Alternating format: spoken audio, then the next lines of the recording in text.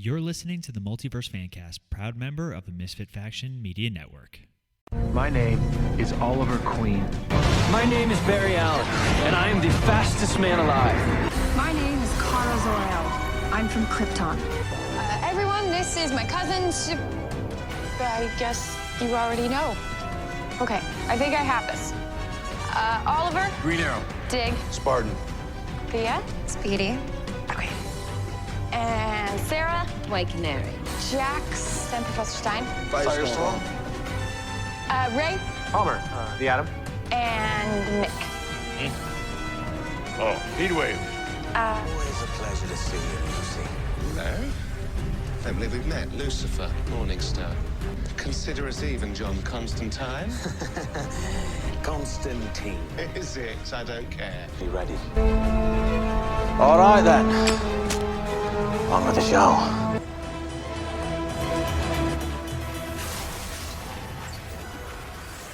Hello, everyone, and welcome back to the Multiverse Fancast. If you're listening to us on the go, you can find us on Podbean, Apple Podcasts, Spotify, and Stitcher. If you guys want to hear additional content or see additional content, you can find us at our website, themisfitfaction.com, and you can also find us on Facebook.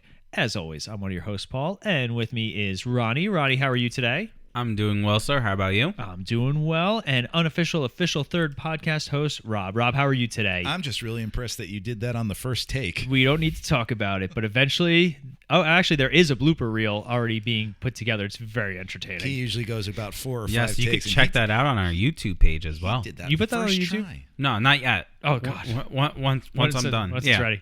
But so we're super excited. We are continuing a little bit more of our Marvel train today. But before we get into our topic, just some brief news. Nothing too crazy. Unfortunately, it's the year of delays and pushing things back. Push it real good. And now we're not able to get monetized on YouTube. Thanks, guys. They're gonna flag us for that one too. No, because we didn't play any audio. I know Don't it's you have to have 4 bars of it or something? something like that. But first and foremost, we're really excited. Jensen Ackles has just been cast as Batman in the newest animated project, The Long Halloween. Really? Really? Well, this is my thing. Hold on, Rob and I just agreed on a DC thing. Everybody write down the time. Hold on, Ronnie's going to talk about his thing. Go ahead. I'm going to talk about my thing with this. I'm just sad that it's animated. That's fair. I That's really the wish that reason Jensen why. Ackles had gotten... Yeah. But we already saw a non-animated Long Halloween. It was called The Dark Knight. No. What I'm saying is I would love to see Jensen Ackles playing. physically playing. Yeah. If he was playing Batman on Batwoman or anything like that, or any of the Arrowverse shows, it'd be great. Yes. Thankfully, we do have him playing in The Boys. Yeah. Oh, so excited for that. That's the only reason why I went, just because I was like, I want to see that in person, live action.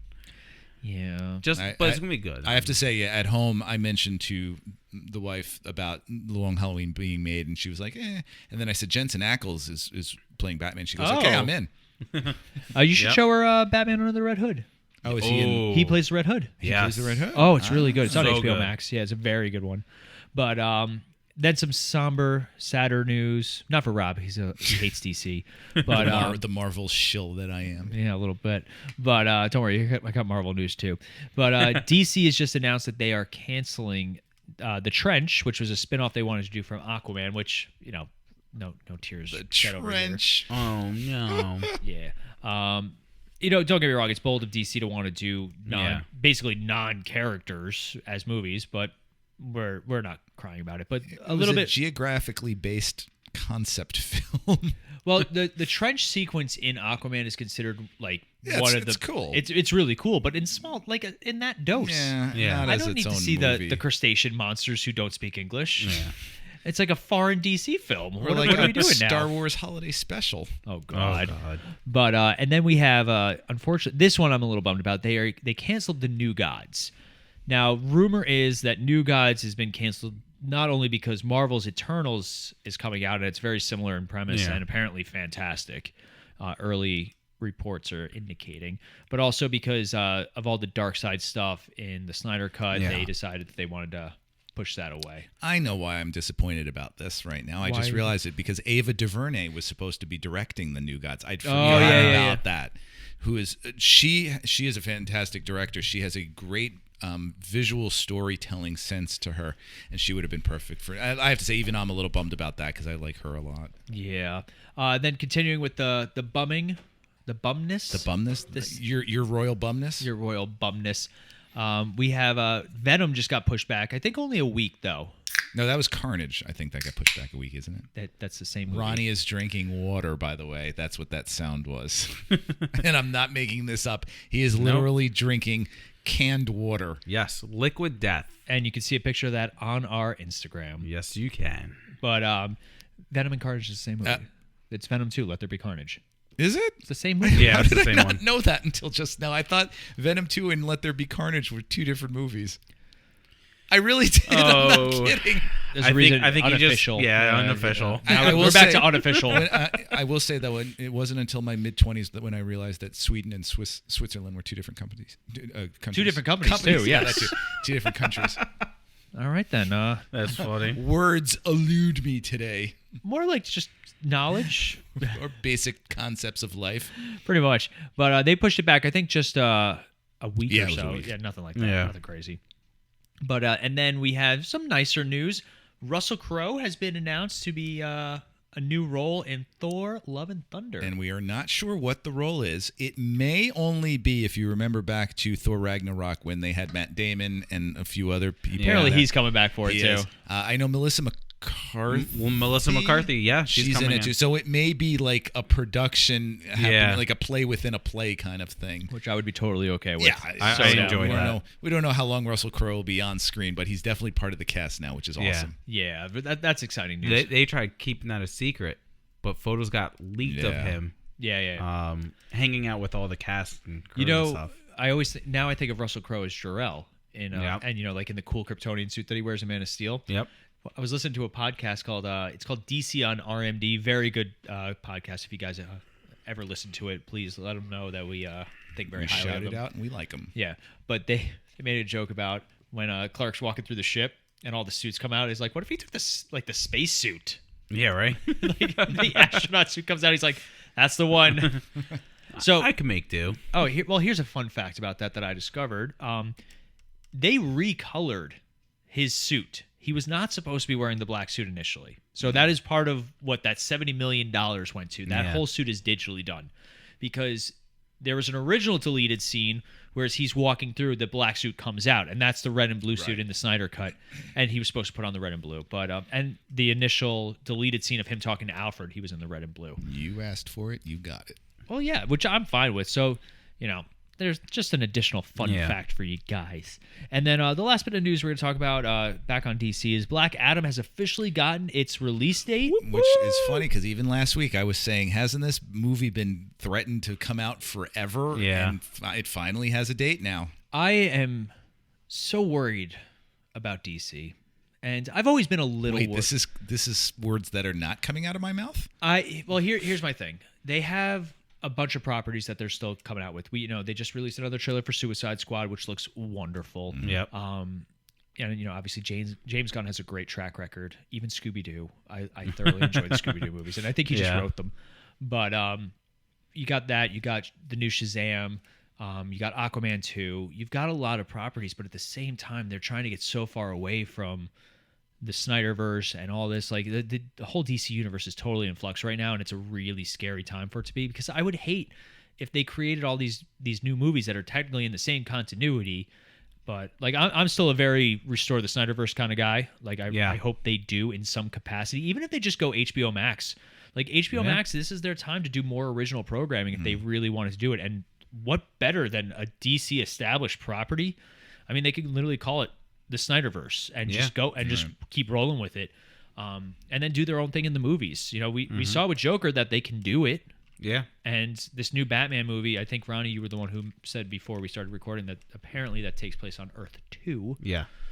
Which, in the comics, Earth 2 was actually, a bunch of bad guys. Yeah, all right. But DC's in a really weird spot right now, and releasing the Snyder Cut. As much as I enjoyed the Snyder Cut, and as much as Rob watched the Snyder Cut, caught me while I was taking a drink. Yeah, yes, technically that is something I did. Yes, you did. You did. You did not fall asleep twice. I did not.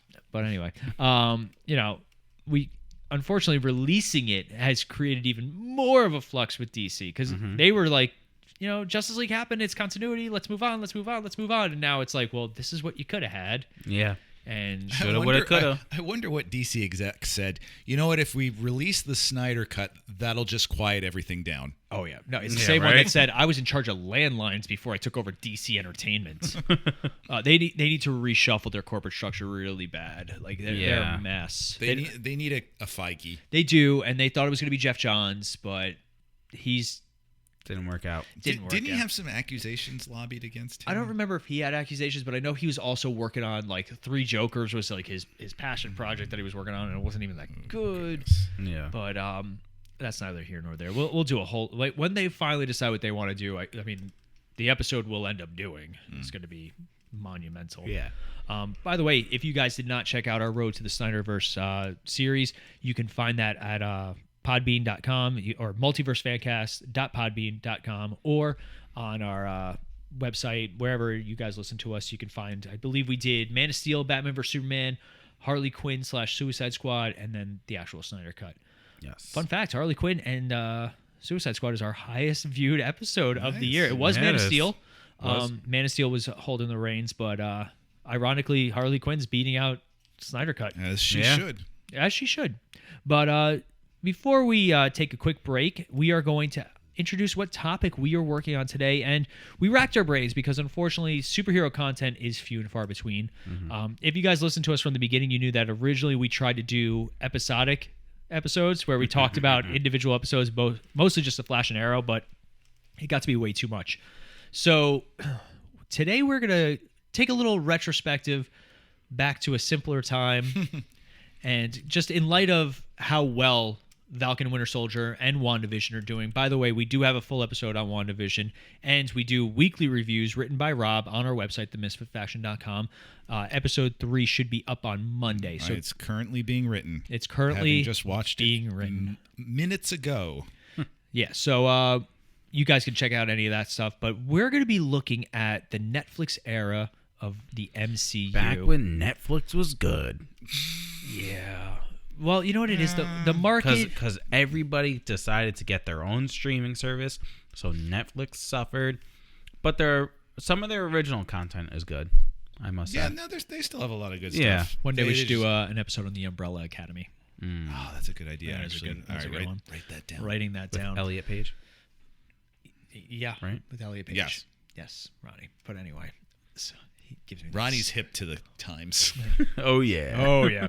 But we're going to be talking about Broken basically the Defenders series. What worked about it, what didn't work about it. So for those of you guys who are unaware, we're going to be talking about Daredevil, Jessica Jones, Luke Cage, Iron Fist, the actual show, The Defenders, The Punisher, and basically where we expect it to go. But before we do that, we're going to take a quick break. So when we come back, we're going to be jumping right into our topic. But first, quick break. I'll deal with you later. Stay put. I'll be back in a flash. Back in a flash. Wow. Does he say that often? Too often. All right, we are back, and we are talking first and foremost the start of this new cinematic. I mean, it's its own kind of pocket universe. Yeah. We're starting with Daredevil now. First and foremost, Rob, initial thoughts about Daredevil seasons 1, 2, and 3. Oh, before we get started, actually, just a disclaimer: we are not breaking down the shows. We are not going to go like episode by episode. We're going to just general thoughts, maybe like 10 minutes on each show, what we liked, what we didn't like, and then eventually where we expect to see more. Also, disclaimer, not all of us have seen every single episode of all the seasons. Ronnie comes closest to finishing all of them. I think he missed season 3 of Jessica Jones, he thinks, but that's it. Nobody needed to know. We could have just really, BS'd our way through. Full disclosure, everyone. I'm gonna give you. I'm just gonna edit it out, but edit it out and post. Yep. We're just gonna keep bringing it up. So Rob, initial thoughts. Yes, Daredevil seasons 1, 2, and 3. One of the exciting things about Daredevil was that it was the real first time that Marvel was really breaking into television. And I know what you're going to say. Well, Agents of S.H.I.E.L.D. and there was other, and well, no, but this was its own self-contained story. This was, it was also the first time I believe that they were releasing it as a block too, whereas Agents of S.H.I.E.L.D. was like a week-to-week thing. Agents of S.H.I.E.L.D. was on ABC. It was a weekly syndicated type and thing. Also it didn't have the edge that this stuff, like this, when they pitched it, this was sort of like Marvel for adults. And remember also, this is a pre-Deadpool world. Yeah. And so, there were scenes where I can remember one specific scene where, what's his name? The main bad guy has one of his minions in a door, and he's slamming the door onto his head. Yeah. And it's very violent. Yeah. And it's shocking because we've never seen anything like that in Marvel before. So it was neat to see a lot of firsts. Initial thoughts about Daredevil. I think out of all of the shows, Daredevil is probably the most complete. And the most with a character arc too for all of its characters. Like you really feel like you get to know these individuals, you get to grow with them over 3 seasons, and there's a lot of satisfying aspects to their relationships and where they go. You feel the growth, and it's also just very exciting. Daredevil was the first to introduce the whole, other than Old Boy, was the first to introduce the hallway fight scenes. The long take, yeah, which I believe was taken directly from the older films. Old Boy. Speaking of which, they do it 3 times. They do 3 times over 3 seasons. 3 times over 3 seasons. The first one is the actual hallway fight, which is just beautiful. Yes. Then the second one, they do a stairwell. Yes. After he deals with the Punisher. Mm-hmm. Then in the third one, they do it throughout the jail. Yeah. So there are 3, and they do escalate in severity. I think is the brutality almost. See, I never saw season 3, so I don't know. Yeah. So they do a great job. The fight scenes are fantastic. Apparently, the stunt double is the same as Captain America. Same guy who does all of Captain America's stunts, and like it is same body type. Yeah, I know completely. It was Matt Salinger, wasn't it? I don't know. Yeah, the fake ears gave it away. But yeah, it's really good stuff. The fight scenes were always really well put together, especially once they introduced Bullseye in season 3. Yes. They had some really good stuff, which is a nice course correction from the Bullseye in the Marvel movie universe. Yeah. Oh God! But Ronnie, initial thoughts, Daredevil. Loved it. Kind of like what Rob was saying. It started everything else, right? It was kind of like the domino effect. It was so successful that you got 5 other shows because of this. Mm-hmm. And none of the other shows can hold a candle to this. I think that this show is probably one of the best comic book superhero shows you will find. Yeah, I could definitely agree with that. That idea too. It is definitely in my top 5. I can't think of the other 4, but I know Constantine's on there. But yeah, it is definitely a really good time. Now, the main star is an actor by the name of Charlie Cox. Sorry, Charlie what? Charlie Cox with an X. What's funny? I don't get it. What's funny? Because he's really Charles. That's Charles. And he's in charge of the show. That is funny. Yeah. So that's definitely what Ronnie's giggling at. Yeah, I'm not laughing at anything else. But anyway, so he plays Matt Murdock, blind lawyer, superhero in terms of superhuman senses. He's able to he loses his sight in an accident, and as per typical of Marvel at the time, radioactive material gave him superpowers. Now, his antagonist in the first season is Wilson Fisk. Yes. Who does play a role in the second season, and Vincent D'Onofrio plays Wilson Fisk. And great casting. Oh, it was perfect casting. And as much as I did enjoy Michael Clarke Duncan as Kingpin, and I know that's a little controversial, but he definitely had the he was fine. He had the physicality behind it. Yeah. But Vincent D'Onofrio. And the memes alone, when I was a boy. Yeah. Yeah, see, Vincent D'Onofrio brings depth to his characters when absolutely. he performs. But we also had some other characters that appeared in some of the other shows. We had Foggy Nelson, played by Eldon Henson. I loved him. Yeah, Foggy was great. Yeah. He was the voice of reason. Yes. And he was also the same one that would call Matt out on his bullcrap. Yep. And we also had Deborah Ann Woll as Karen Page, who I think she shined when they introduced Frank Castle. Yes. So, speaking of which, they did introduce Frank Castle in season 2. It was like the big thing. The first half of the season's about, the Punisher. The second half is about Elektra. And he nails it. He is a great representation of the Punisher. Right. I'd even argue some of his fight scenes in The Punisher were as good, if not better, than some of Daredevil's fight scenes. Because I definitely do. As much as like we like to joke, we gauge our superhero properties. A big gauge of them is their fight scenes. And like, you know, if Avengers Endgame didn't have the ending battle, it would still be a good movie, but it wouldn't You'd feel be cheated. Yeah. It wouldn't be the epic that it was. That was part of the complaints about Batman v Superman, that there was very little Batman v-ing of Superman. Yeah. It was a very short court case. Matt Murdock was their lawyer. They settled out of court. Of course they did. He's rich. But I really judge Daredevil because the idea is, would this character exist be an actual contender in the Marvel world? And to see what he's capable of in the show is awesome. Yeah. They do a great job of showing the visual aspects of what he can and can't see, which is kind of neat. It was a much better way than they did it with Ben Affleck's Daredevil. Poor Ben Affleck. But that's another movie where the director's cut is much better than the actual theatrical. Jon Favreau. Yeah. Another actor who's been in a bunch of Marvel and DC or been involved. He started off the Marvel with Iron Man. Man. Arguably he started off the Mandalorian, the Star Wars Renaissance that we're in. He's a genius. Oh yeah, he's good. Just he's money and he doesn't even know it. And he's so humble. And he was on Friends. I was just watching that. But let's talk about Daredevil's costume. So when he first starts off, he's got the black ninja suit. In season 2, or at the end of season 1, he does get his more traditional red suit. The mask looked a little doofy. Yeah.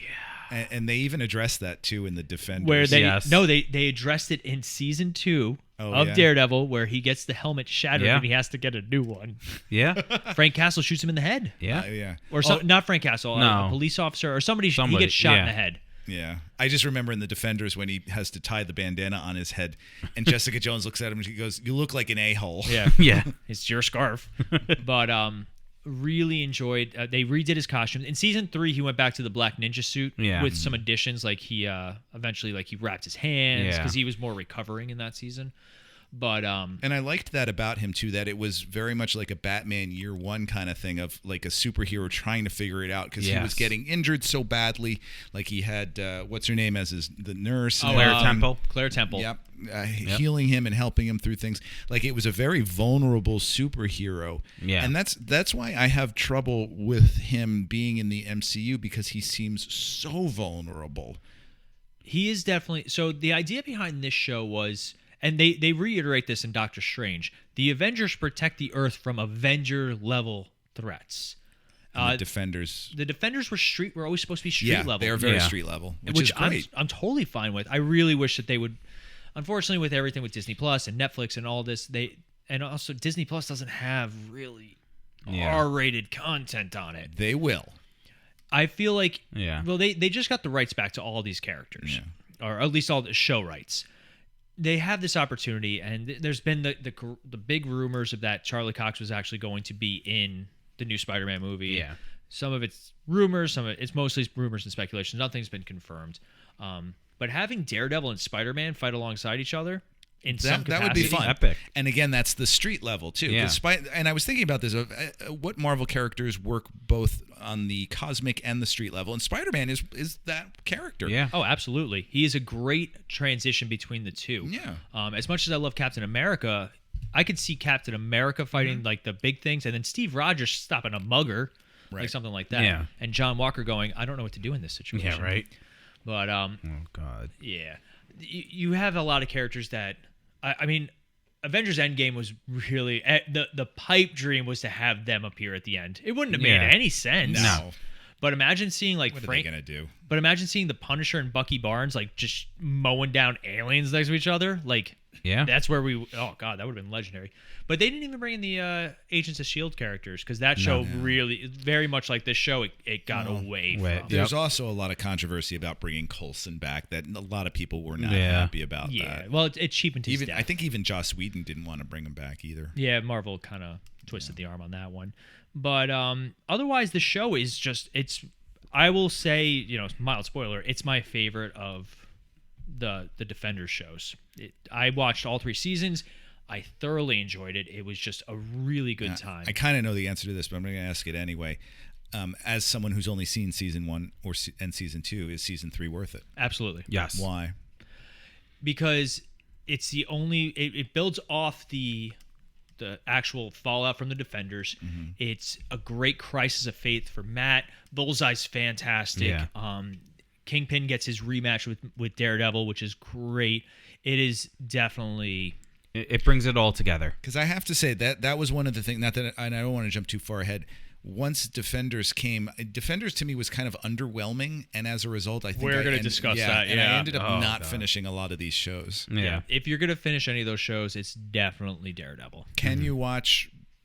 How about this question? Can you watch all 3 seasons of Daredevil without having seen any of the others, like Defenders, even? Defenders, you just need to know at the end. Yeah, he's just the hurt. ending. Okay, hurt and missing. Watch the last episode of Defenders. Really, watch season 1, season 2, last episode, then watch season 3. But we're also gonna not do Star City ratings because not all of us have seen all the content. Yeah. But moving right along, we have Jessica Jones. Now, Jessica Jones is unique in that it is one of the very first female-led Marvel projects.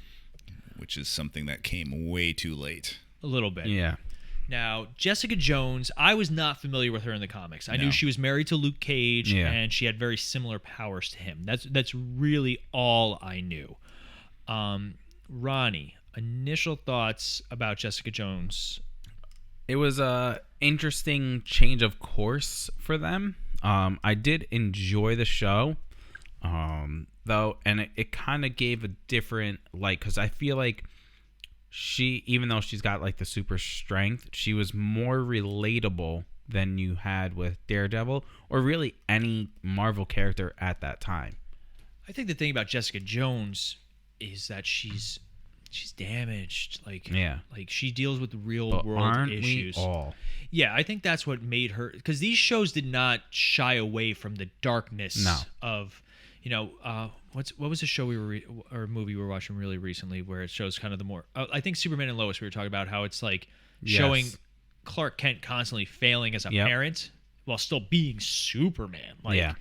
Who the world sees as perfect. Superman everywhere but in his own home. Which is, I thought, a very human... Yep. It's why people are drawn to the show Superman and Lois. Yeah. But Jessica Jones, she's rough around the edges. She drinks. She enjoys the carnal pleasures. Yeah, but she's a side note. Jessica Jones. I watched it first on my own the first season, and then a couple of years later, our household said, "Hey, are any of these shows any good?" And I said, "We should totally watch Jessica Jones together." And then there's a scene with her and I believe it's Luke Cage in bed, and they break the bed, and it's that's the scene where Timmy said, "What are they doing?" Wrestling. Yeah, right. They wrestling. So of course, being the teachers that we are, we were like, well, they're having sex, and you went, oh, okay. Have I been doing it wrong? So we don't shy away from those things in our household. You took him to see Deadpool when he was like 6? Yeah, we did. That's different. a true story. Actually, there's no sex in that. We showed him Deadpool, and there was a couple scenes because he really wanted to see it, and there were a couple scenes where we told him to cover his eyes. Now that Rob justified it, he really wanted to see it. I was controlled by a 6-year-old, and it was. Were you mind controlled? There were some moments where we told him to cover his eyes because it was too bloody. Like this scene where the guy splats into the overhead sign on the freeway. Yeah, but see, the reasoning behind that, it makes me even funnier because splat. Oh, Timmy, close your eyes. Nightmares have already started, Dad. But initial thoughts on Jessica Jones, Rob? I will say that Jessica Jones season 1 is probably my favorite of all of these shows. And I have watched, it is very rare that I will rewatch a show. And Jessica Jones, I rewatched in a heartbeat, and it was just as great the second time.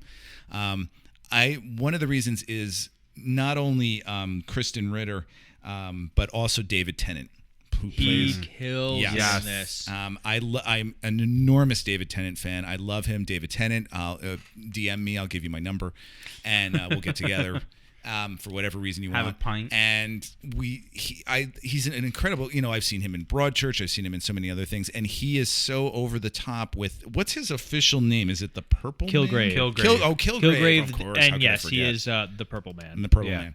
And he is so, the interplay between those two actors and their characters is so strong and so engaging that the first season is all about, and this is why I loved first season so much more than the second one, because it had a theme to it. It was all about recovery for a woman who was physically and sexually abused by this man, and how she goes through these stages of grief and recovery. And it's a very realistic way, but it's told in a superhero fashion, which is really neat.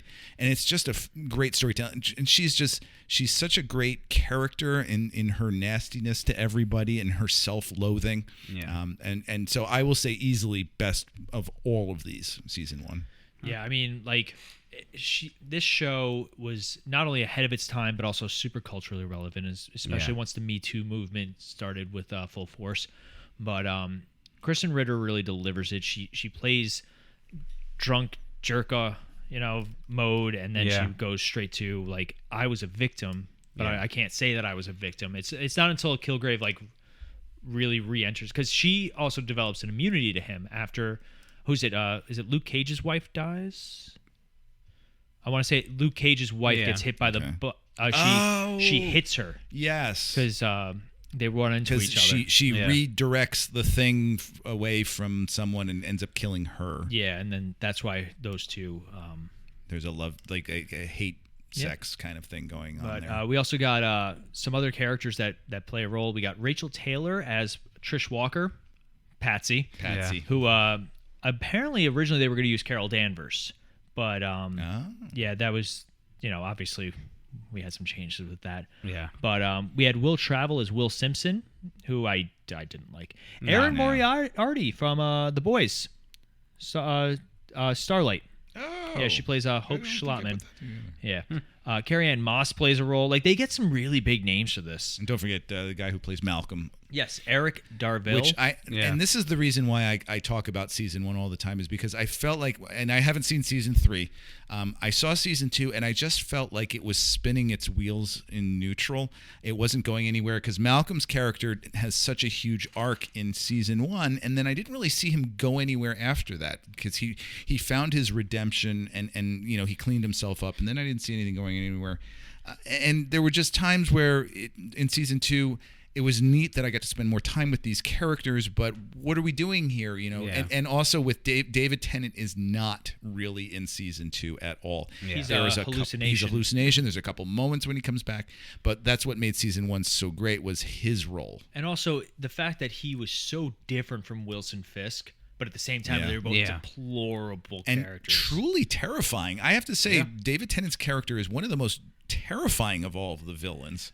It's funny because the Netflix stuff, we talk about how they can do a little bit darker, and unfortunately Marvel, they have a tendency to try and make their villains likable. Yeah. It's the worst with Loki. Even though they give Loki a great story and he does have his redemptive arc, once he was so popular, they were like, well, he's getting his own TV show, he's going to redeem himself, he's going to be an honorary Avenger, basically. Ragnarok, And like I said, as long as there's a good story behind it, I'm fine with it. But then you got like Michael Keaton's Vulture, who's nuanced, and you do like him, and you understand and stuff like that. Fine with. Even Thanos. Thanos has a really big following of, maybe he was right. Yeah. Well, and if you look at, say, Falcon and the Winter Soldier right now, and we're three episodes in, so we don't really know where it's going. Yeah, halfway. Yeah. The Flag Smashers, there are moments where it's like, especially without spoiling anything, this week, there's a couple moments, Paul's gone, there's a couple moments this week where we're like, I feel something for them. I feel sympathetic for their plight. Then that's what their motivation is. Yeah. So, Marvel does tend to do that. And, well, that's a common franchise trope. especially once they find a villain that's very.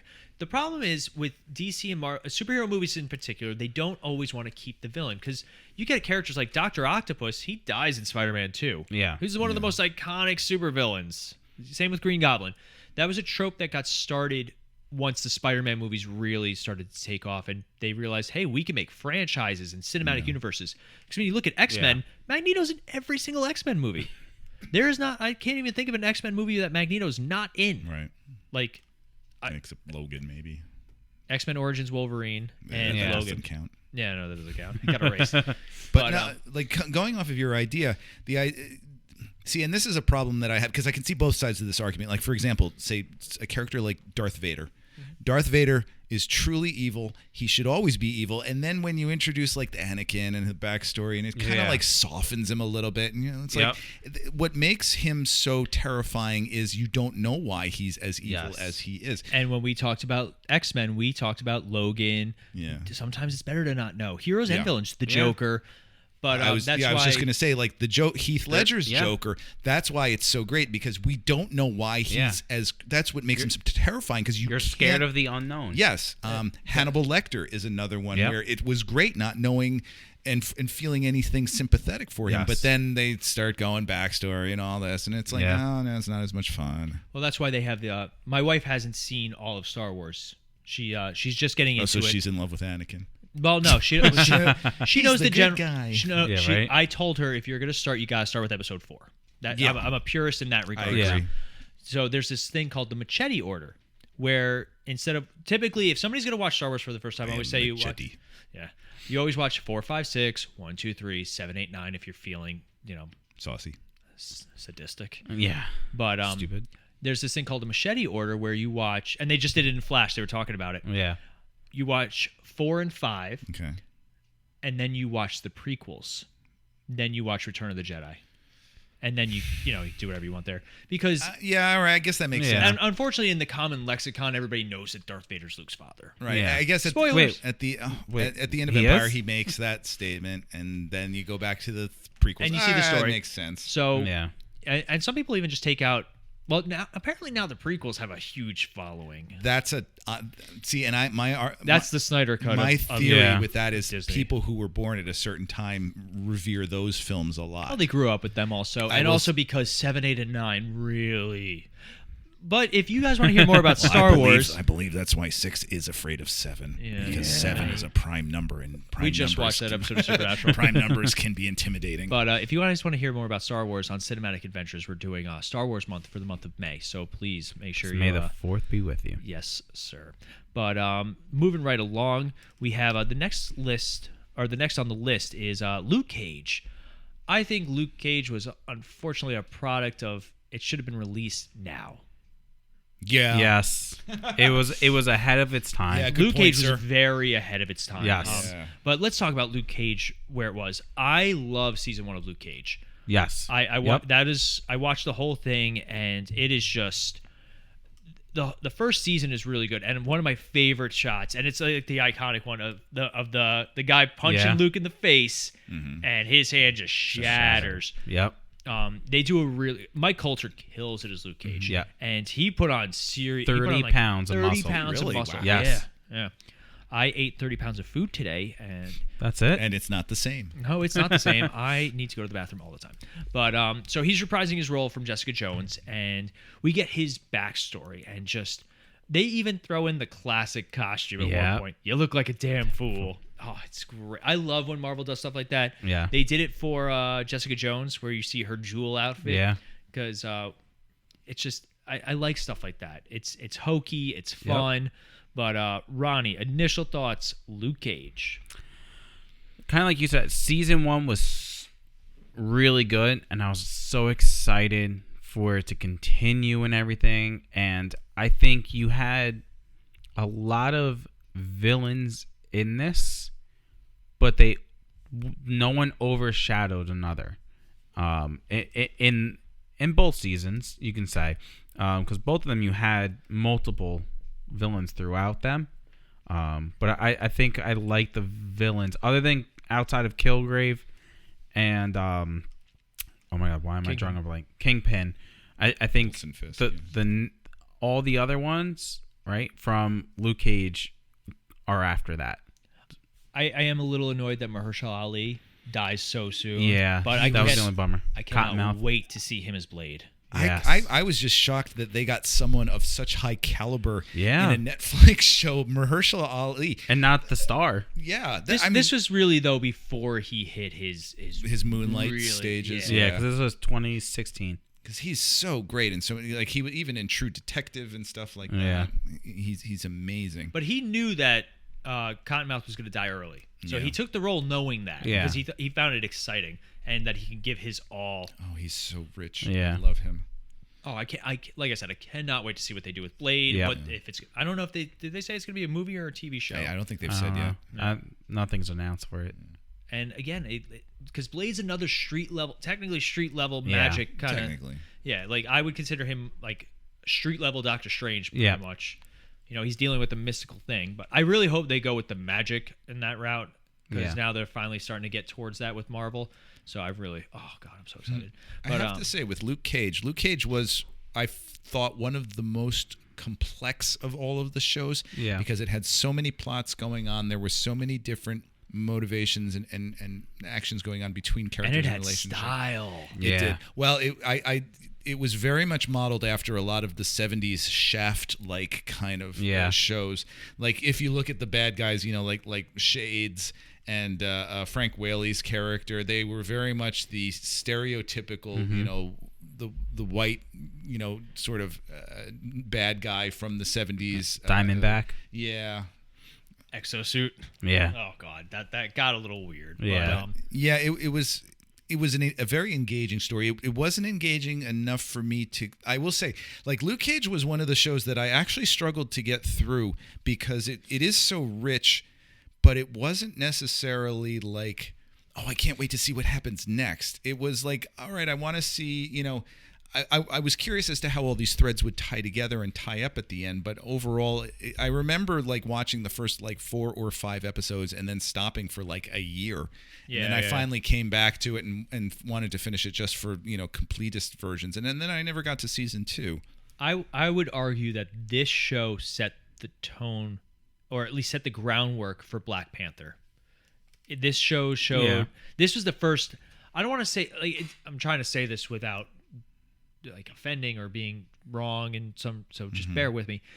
It's the first one that really embraces culture, Black culture, just culture in general. Like I'm not even like, unfortunately up until this point we had a very and this is a comic book fault. We had a very whitewashed.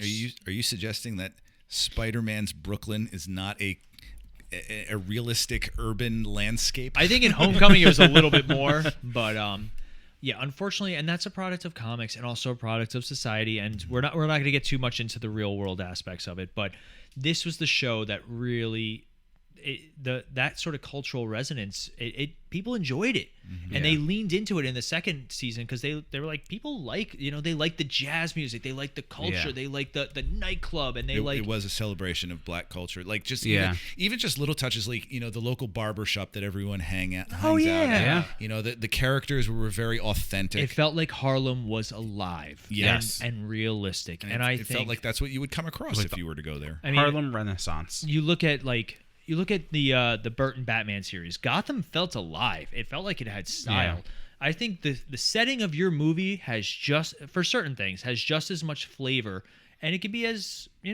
like I keep going back to Superman and Lois just because I'm really digging it right now. Yeah. But Smallville is a character in the show. Supernatural, Baby was a character in the show. Yeah.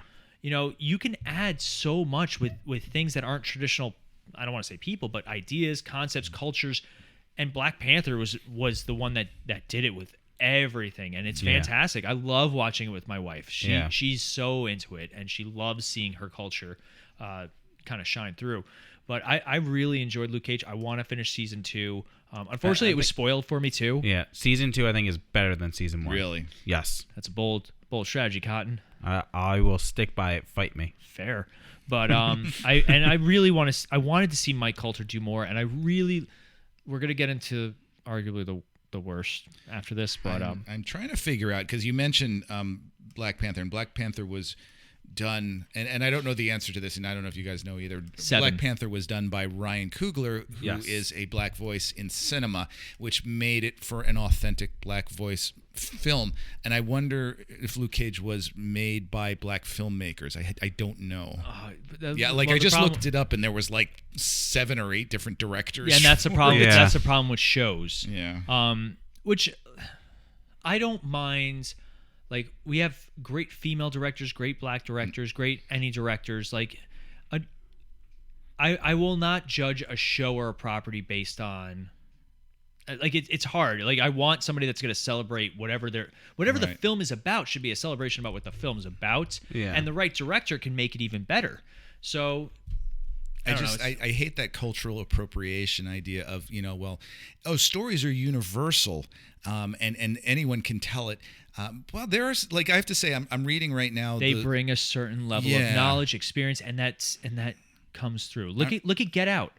Get Out's a great movie. Oh, yeah. It couldn't have been done by someone. It couldn't have been done by who someone doesn't understand racism from the receiving aspect of it. And that's the thing. And that's why I like this show. I do think it was definitely ahead of its time. Yeah. I really wanted a Heroes for Hire show with him and Danny Rand, the Immortal Iron Fist. Oh. Is that what we're getting into now? Yeah. Let's talk about Iron Fist. Let's talk It about... was terrible. All right, next. Let's talk about the stepchild in the room.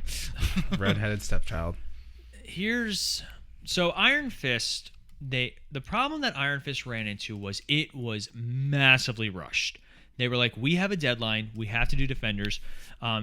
Finn Jones, who plays Danny Rand, he's not a bad actor. I've seen him in other things. He's just fine. I've seen him in Game of Thrones. His character was written terribly, just really bad. And there were times where they were doing choreography, like learning choreography right before shooting. Yeah. We've all been involved in martial arts in some way, shape, or form. You cannot learn martial arts choreography on the fly. No. And Iron Fist is supposed to be the Iron Fist. one of the most capable martial artists. Speaking of cultural appropriation, in what regards? In regards that you whitewashed Iron Fist himself. Wasn't he white in the comics? No. He is of Asian descent in the comics. Oh, I don't know that. And the fact that they put Finn Jones in there was a huge problem when it first came out. Oh, I can imagine. For the same reason that when they put what's her name in Doctor Strange as the Tilda Swinton, yeah. That you're putting in inauthentic individuals into an authentic role, and you're whitewashing it. Finn Jones was not received well. His character came across as whiny. Oh, he's real. Oh man, he is like. Which actually fits. Like, here's the thing I didn't understand, because I watched this show first, and then I watched Game of Thrones. I'd never seen Game of Thrones before, so then I was like, oh, okay, this is where he's from. And I can't imagine anyone watching Game of Thrones and going, that's our Iron Fist. Like, it just doesn't translate. Yeah. So but we here at the Multiverse Fancast, we try and be objective, but at the same time, we also try and be slightly optimistic. Rob. Unless it's about a DC movie. No. Finn Jones, like I said, we don't have a problem with him. We've seen him in other things. He's just fine. The character was just poorly written. The fight scenes were horrendous. Everything was poorly written, you mean? The whole show was poorly written. He was better when he had the right people to play off of. Like, yeah. We'll talk about this in the next sequence, but when he's with Luke Cage, like they worked well. Yes. Yeah, the episode with him and Luke Cage is actually pretty decent. And also in Defenders, when they finally team up, like that scene of in the building when he stands behind him, and then they do much better with him in Defenders. But the problem is with Danny Rand is he's the youngest, he's the most inexperienced, and he's basically like, I'm just I have a destiny to kill a dragon with my bare hand and then be the protector of Kung Long. Oh, it's gone. Oh no. But I know we kind of went into it, but initial thoughts on Iron Fist, Ronnie. I was super excited to see it, and that's about it. That's the only positive I have. Was I was excited to see it, and nothing came to it. I think it was just, like I said, very poorly written. The choreography was terrible. I probably could have done a better job. And there was no good story to get you invested in. You know, it was kind of like, oh, he's supposed to be dead, but now he's not, and everyone's like, wait, I thought you were dead. Let me blackmail you, and because you know you're supposed to get this. Like it was like well, you would think that your best friends would be super happy to see you, not try to blackmail you. Yeah. Rob, initial thoughts? It's funny that this is the only show that I've seen every episode of. This the other ones I never finished, but the Iron Fist I watched both seasons. The main reason is because in our household, you know, my son Timmy, he was doing Taekwondo, and here was a character that he could watch and connect with. Yeah. So he really wanted to see Iron Fist. And I asked him actually as I was leaving the house, you know, hey, because he asked me, he said, well, what are you guys talking about tonight? And I said, the Netflix show is Iron Fist. I said, do you have any opinion about Iron Fist? He said, oh, tell him that it was pretty good. I did enjoy it, but it could have been better. Yeah. And so Iron Fist, I think, you know, they took that huge stumble with casting him, and I don't think they ever really recovered from it because I think it could have been better. It was rushed. The action sequences were terrible. Like there was one scene in the first or second episode I remember very clearly where like a car is coming towards him and he jumps up over the car, and it's like, wait, is this like it didn't? Yeah. It seemed weird. He's got them quads. Yeah, I have to say the only Iron legs, right? Am I right? The only good thing I thought that came out of this, the person I really enjoyed watching was Ward Meacham. Ward was fantastic. Yes, I love that. The actor's name is Tom Pelphrey. I don't really know him, but I really enjoyed watching him as Ward, and he had so many struggles, and he became an alcoholic at one point, and then by the end of the second season, he was teaming up with Iron. Did you guys see season 2? Yes, I've seen a little bit of it. Okay. Yeah, by the end of the second season of Iron Fist, he's teaming up with Iron Fist, and they're going to go on adventures together in the world. As he's a gunfighter, and I'm like, you know what, I could go on board with this, but then they canceled it, of course. I liked Jessica Henwick as Colleen Wing. I thought she was Colleen. I would have much rather watched her and Misty Knight team up, because apparently in the comics they do have some sort of team. I forget the name of it off the top of my head, but I thought her being a member of the Hand was way more interesting than the immortal Iron Fist, protector of Kung La. Danny Rand. Finn Jones. That show would have been better. There's one scene where he interrupts her martial arts lesson and like just dictators the kids. Yeah. I was like, this just isn't sitting well with me. Finn Jones also has resting bitch face. A little bit. Yeah. A little bit. And so he's got this persistent sneer on his face that it's like he just looks better than everybody in every scene. I think though that he his second season was a marked improvement. Yes, agreed. Yep. Him being kind of the new protector in lieu of Daredevil being absent was a good touch. I think they did the traditional costume, which I'm a sucker for. But it's funny you say it that way too, because in every show that we've talked about so far, we've always talked about, oh, season 1 is so awesome, and then it kind of goes down. Whereas Iron Fist is like, it was so terrible, but it got a little better. Yeah. Like that's not the trajectory that you want to start off really, really strong. You unfortunately, Iron Fist and Iron Fist and the Defenders are an example of what DC does so well, rushing to get to a project. They did rush that. They rushed way too fast. But you know, it's with Iron Fist, I think they course corrected. It's one of the few examples of I know Rob and I like to rib each other really bad. Some people think we don't actually like each other, which I do love him very much. I don't like him, but I'm the one no one likes. That's fair. You brought the water. That's true. I did. Liquid death. But it's one of the few times that Marvel really, they had a poor property. Like, I'm sorry to say it, and unfortunately, Iron Fist is a very good property. Yeah. But the show was just bad. Inhumans was bad. Thor 2 and Iron Man 2, bad. They're forgettable. I think Marvel just rushed itself into television because they were like, we got to stake this territory before someone else does. They were trying, like, I hate to say it, but CW was dominating the superhero television market. CW really had it. And that's Greg Berlanti, of course. Yeah. And I mean, to a point, they still do have Bring it. to the movies. I mean, Marvel TV has really just, now it's on Disney Plus. They're not on any television channel. Now they got money. Yeah, and unfortunately, like I hate to say it, as much as I love the DC properties, like Stargirl, I will tell everyone Stargirl season 1 was fantastic. I feel like Luke Wilson. Yeah, he was great. Was he? He was great. It was if you get the chance, I even kept my DC Universe subscription open just so I could watch that before it released. But that was also because they changed it last minute because they knew they were closing down. Yeah. But I'll tell anybody, it's Stargirl, shows like that, even Legends of Tomorrow, which we still watch, which is it's starting to do its dip. It's very Doctor Who-ish now. It's a little the problem with Legends, and this is digressing, but we're still on the topic of television and comics. You don't have to justify it. Just go. Legends of Tomorrow, they don't even have the C list anymore. They don't even have characters. Yeah. Are they really? Like, remember who was it? Mona. They tried. Yep. And then what's her girlfriend's name in it? Ava. At least they got rid of Hawk. The Hawk people. I would have kept the Hawk people though. Like I remember them from season 1. Yeah, they were terrible. Yeah, DC on RMD had a fun play on Hawk people, but and Randall Savage. Yeah, and Randall Savage. But unfortunately, like Legends of Tomorrow's really starting to digress. I haven't watched Batwoman, but they recast Kate Kane and put a new one in there. And I've heard, aren't they canceling it? They haven't officially, but it's going down the tubes. Bubble. Supergirl's ending. Flash, they're talking about supposedly they want Grant Gustin for like another 3 seasons or something like that. I don't think he'd do it. I punched out. Yeah.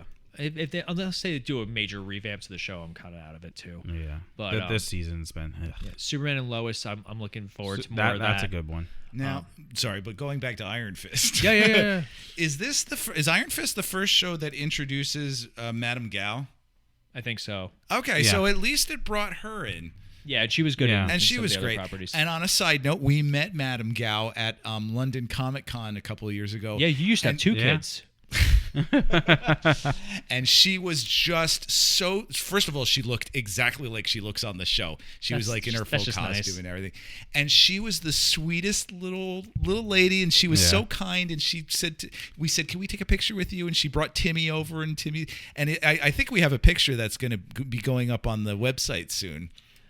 If we get 10 new subscribers. I believe I sent you a picture 3 weeks ago of that. I believe there's been a lot of content. Because you're sending it to the wrong person. He texted it to me.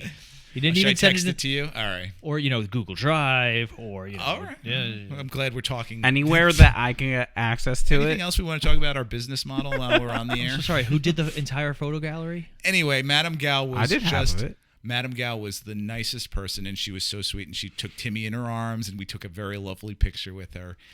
Also, we took a picture with what's his name? That was Danny Rand's best friend that they had issues with one another. Who gets like the red Iron Fist? What is his name? Wow, you were so prepared. His friend, Phil.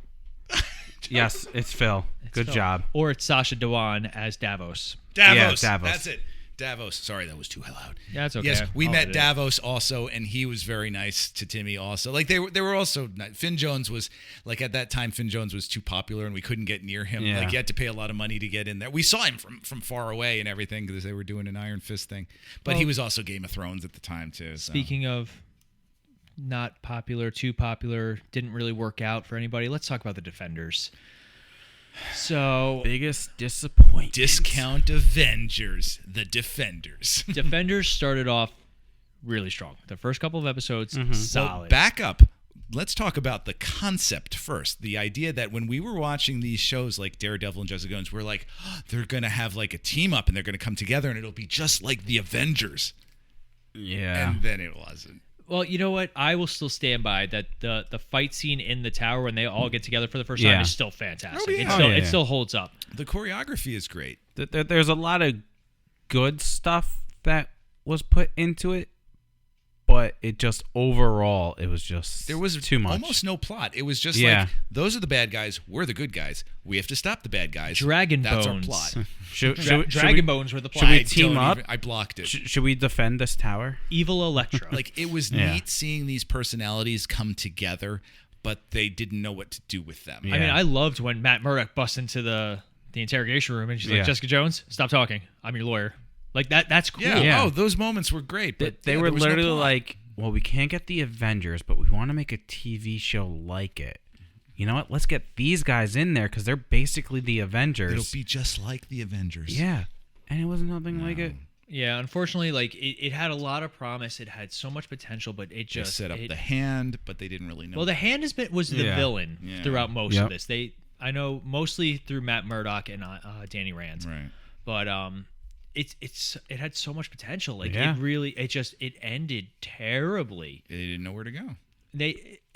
Which is weird for Marvel to not have a plan. I think the thing that suffered from it was I think we should have gotten the Defenders series first, and then we got the shows after. That would have been neat. I would have been on board. Wow, imagine if DC did something like that. Rob would totally love it.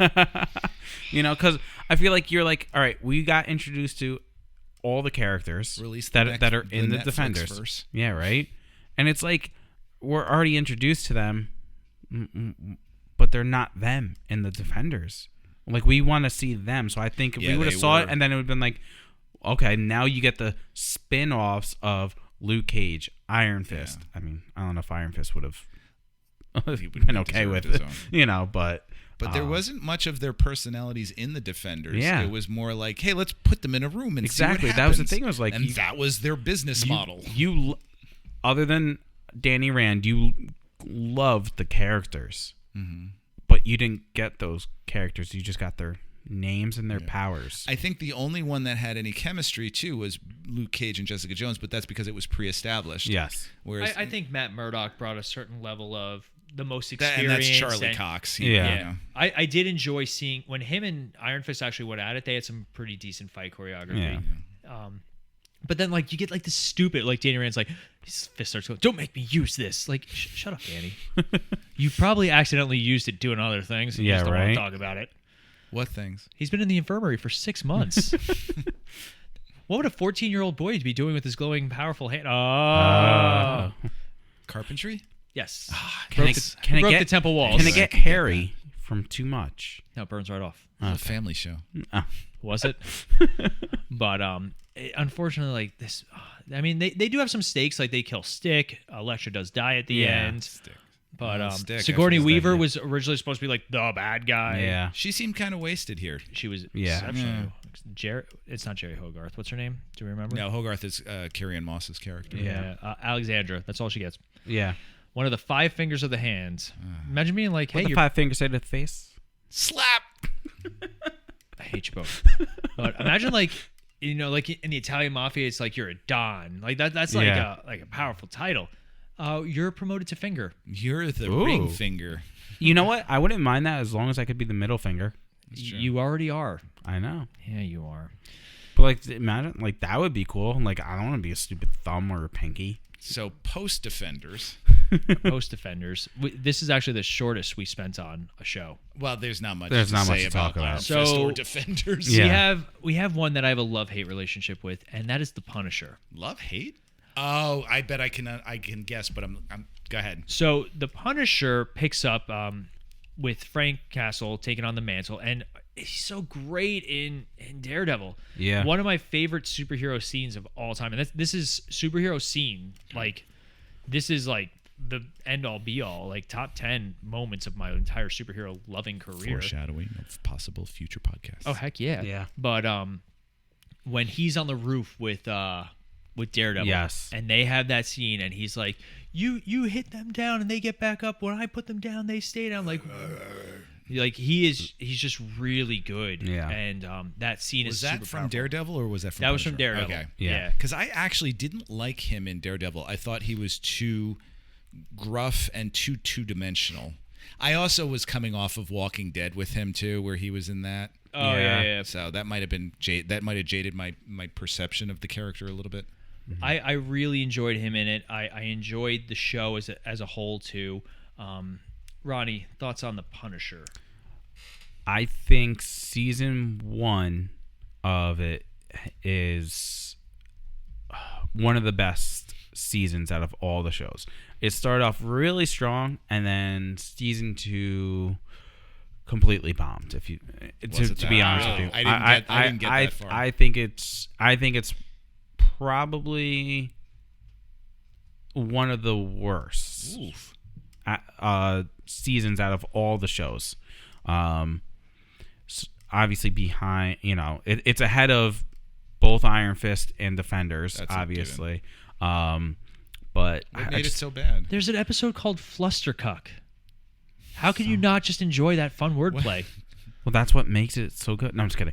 I just think it just, after seeing season 1, your expectations were this high, and then it falls way below that. And there was like no character art, no building up of anything like that.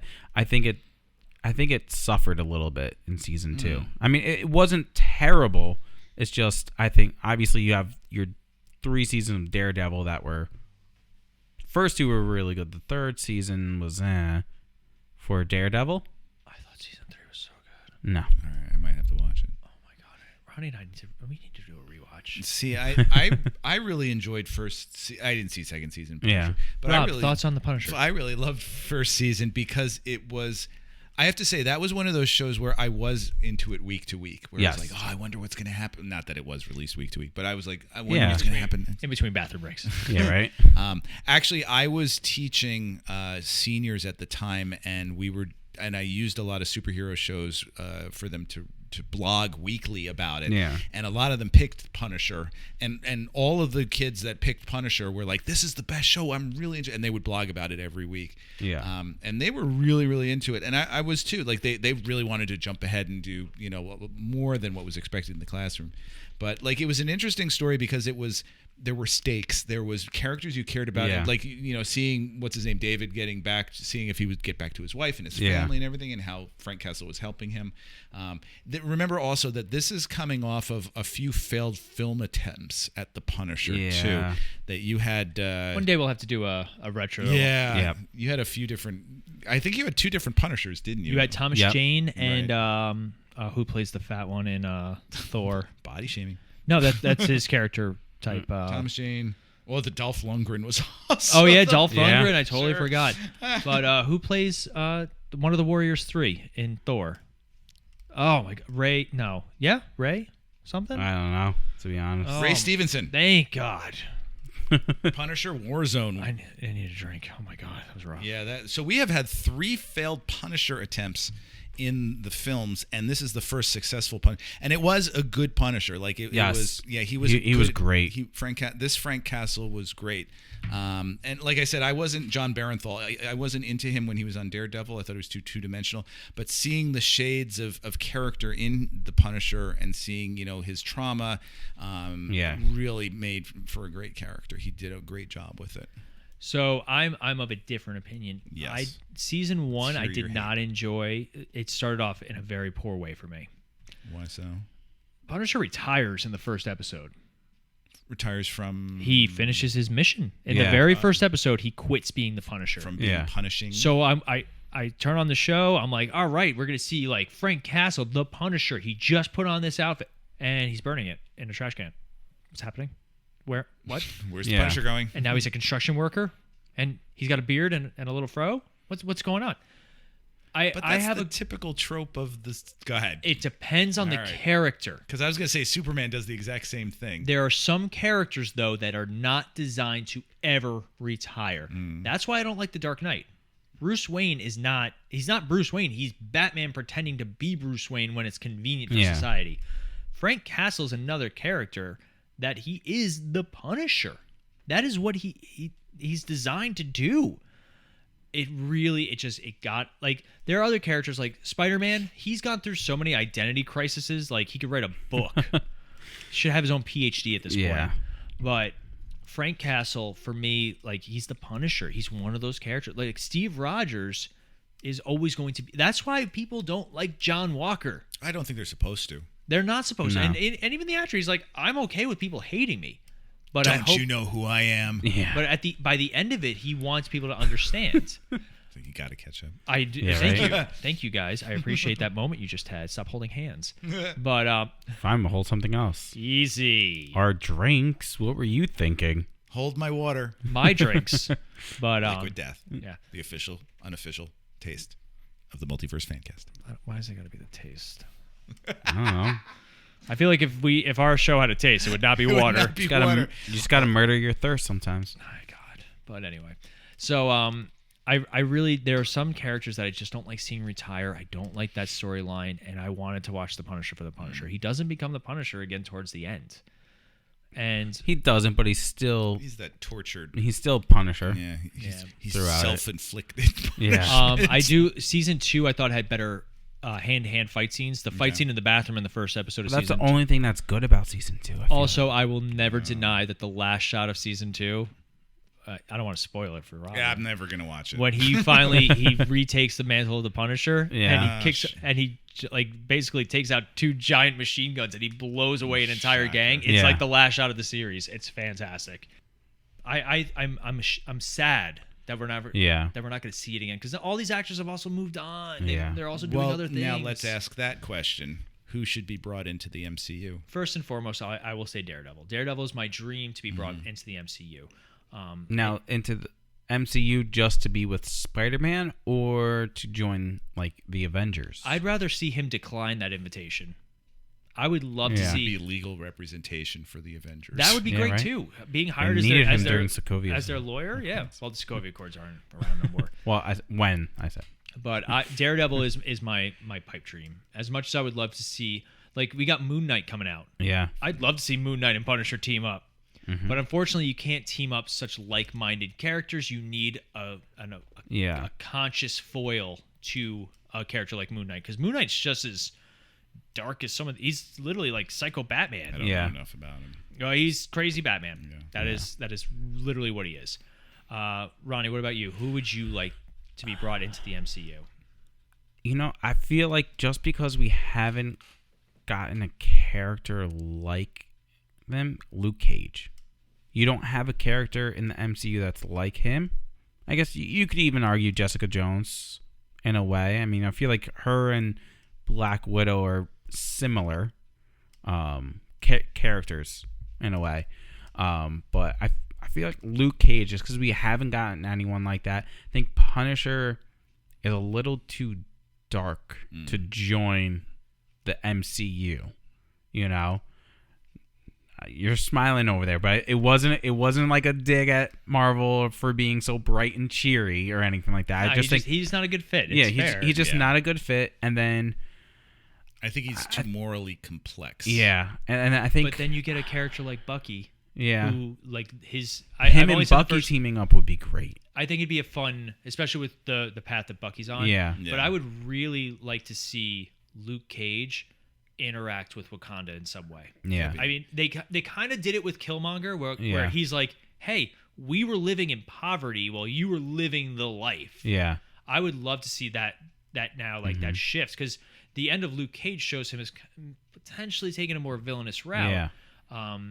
So it'd be really, I think that'd be really cool. Just going back to, I'm just thinking about the Punisher coming in. See, one of the things though that you can, because the Punisher is like you said, he's a serial killer. Yeah. Yes, Bucky was too, but you can say, oh well, he was programmed, and so you know, that's his out. Whereas the Punisher doesn't have that out. He was a soldier.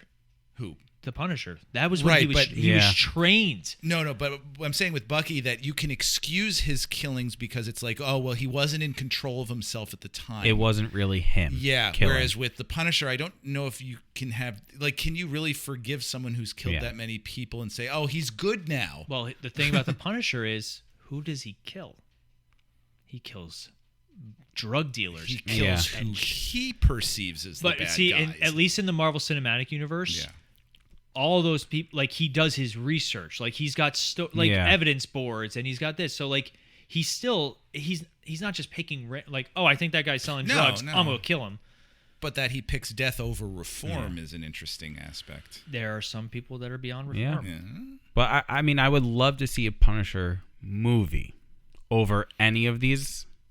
I'd like to see a Punisher movie where he's on the run from other characters in the DC universe. Could you do a Punisher the Marvel movie without doing an origin story? I think so. Yeah. I think especially if they get John Barenthal to do it, and it's just a continuation of the show. If you get Barenthal, Yeah, I mean, a Punisher movie would be fantastic. Where like literally, it's almost like a Marvel's Most Wanted thing. Yeah.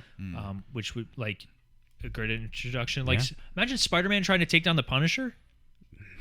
Yeah, Punisher first appeared in a Spider-Man Yeah. comic, and Well, I I just meant hate that to one keep time. saying Spider-Man, but he's just such a great example of connecting. Because he's got the webs. I knew you were gonna do it because I saw your hands moving. He's got the web connection. Rob, who would you like to see brought into? Ward Meacham. No, I'm kidding. Danny Rand. Okay. Yes, but hear no. me out. And Shang-Chi. I really think yes. I really think Danny Rand should be brought in, but not with Finn Jones. I think there should be a passing of the torch to a new, like somehow explain it away of like there's a new Iron Fist that was passed on to this one. But you know what? They don't have to. Look at Don Cheadle. Yeah, They just didn't say anything. They put one line in there, and the reason they put it, like when he's What was like, the line? He's like, I didn't see you over there. He's like, you know what? It's me. I'm here. Let's just move on. Yeah, he says that in Iron Man 2. Yeah, I think if you recast Danny Rand, nobody would care. No one would care. The Marvel fans would be happy. Yeah, I think and found someone who was authentically Asian. Which, to be honest, don't we now more than ever need high caliber, high profile Asian role models?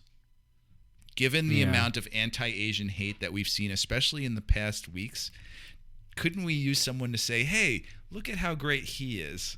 I think we'll see with Shang-Chi, and we'll go from there, because I think this is a more culturally diverse time, and we're totally fully supportive of it. Yeah. But we would love to hear some of your thoughts on the Defenders, on some of the properties. Ronnie, what are some ways people can get in touch with us? You can get in touch with us via the Facebook, right? Just look us up, the Multiverse Fancast, or even the Misfit Faction, in order to give some stuff. .com. Well, I was talking about Facebook. But yes, you can also go to the website, the Misfit Faction. .com. I'm running out of voice. I've hosted 2 podcasts, man. That was great. You can find us, obviously on Podbean, Stitcher, Apple Podcasts, Spotify, whatever you use. Tune in. Also, so if you have an Alexa, you can listen to us on your Alexa. Alexa, bring up the Multiverse Fancast. We will be there. Alexa just goes, no. Also, iHeartRadio. Yeah, iHeartRadio as well. We're all over the place, so wherever you listen to anything, you can find us. All right, so I think that's pretty much going to wrap us up tonight. As always, I'm Paul. I'm Ronnie. I'm Rob. And we'll be back in a flash.